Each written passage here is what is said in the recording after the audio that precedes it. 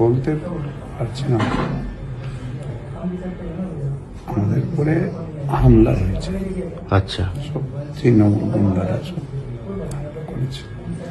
আমি শঙ্কর ঘোষ, দুজনের উপরে ওদের আমাদেরকে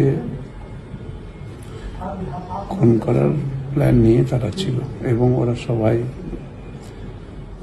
সবাই বলছে আমরা দিদির লোক, আমরা টিএমসি, বিজেপি, এখানে কেউ থাকবেন না, আপনারা এখান থেকে যান, নাহলে খারাপ হবে। ধাক্কা মেরে আমাদের মারতে গাড়ি পর্যন্ত দৌড়ে আমরা বেঁচে যাই।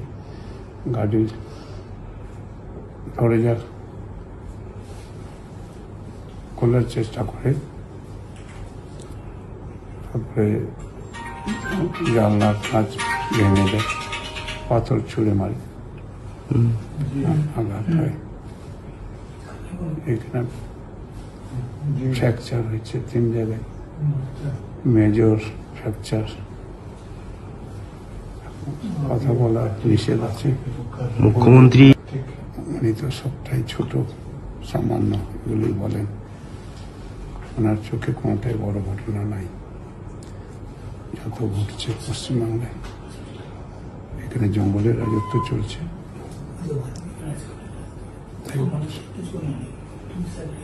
কর্মীরা সবাই রাস্তায় আছেন, আমি তাদের প্রতি খুবই কৃতজ্ঞ।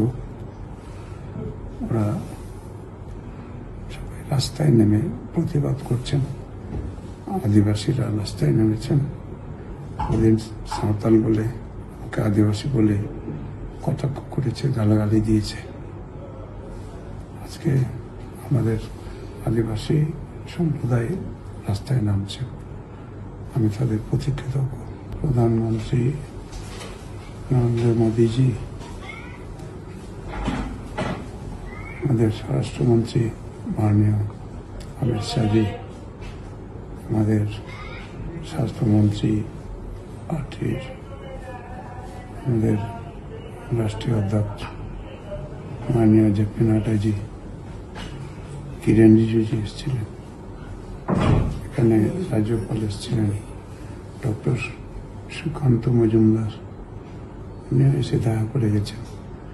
আমাদের ত্রিপুরার প্রাক্তন মুখ্যমন্ত্রী, আমাদের মাননীয় ওখানকার যে বিপ্লব দেব, তিনি এসেছিলেন।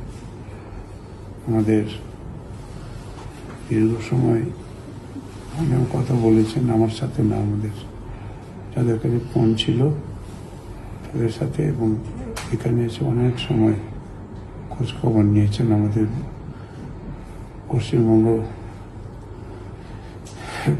বিধানসভার মাননীয় আমাদের বিরোধী দলনেতা সম্মানীয় শুভেন্দু অধিকারী সাহেব, তিনিও এসেছিলেন। আমি তার প্রতি ভীষণ কৃতজ্ঞ। তিনি আমাকে অনেক সাহস দিয়ে গেছেন, আপনি নিশ্চিন্তে থাকবেন। আর আমাদের ভূপেন্দ্র যাদবজিও ফোনে কথা বলেছেন, উনি আসবেন হয়তো। আমি তো বলতে পারবো না, আমি তো দেখতেই পাইনি যা অবস্থা, বুঝতে পারছি না। তবে সব ঘুষ পেটিয়েছিল, সবই ওরা সব যা মনে হচ্ছে সব বাইরের থেকে যে হাতে কিছু জমা করা গুন্ডা সব ছিল। ওখানে বেশ অনেক বড় মাছ ছেড়ে মেরে ফেলতো, খুন করতো, টেনে বের করতো, তাহলে থেতলে ঠিক আছে, থ্যাংক ইউ। কেন এত চিন্তা করছো বলো তো? সামনেই মেয়ের বিয়ের এত খরচ, সোনার দাম দেখেছো?